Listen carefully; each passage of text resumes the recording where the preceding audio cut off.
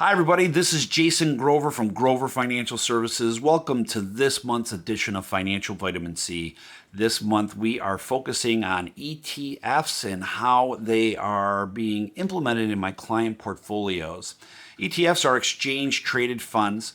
In the past, they were used basically to track an index like the S&P 500, the Russell 2000, etc.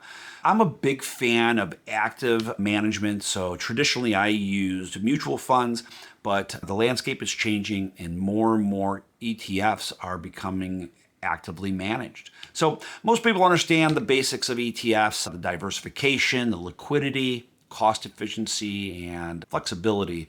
And what I am doing now is I'm blending the active ETFs and the passive ETFs into more and more of my models for my clients.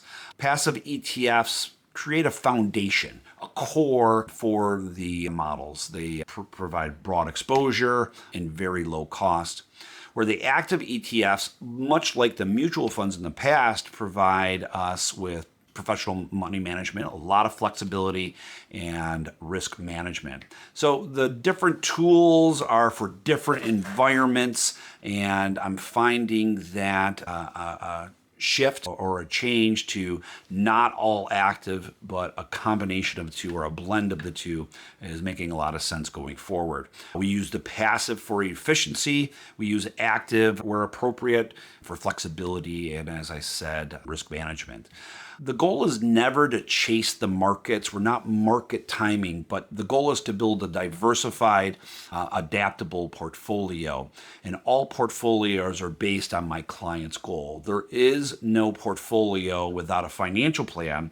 And if you've listened to any of my videos, we talk about date-specific, dollar-specific, written plans.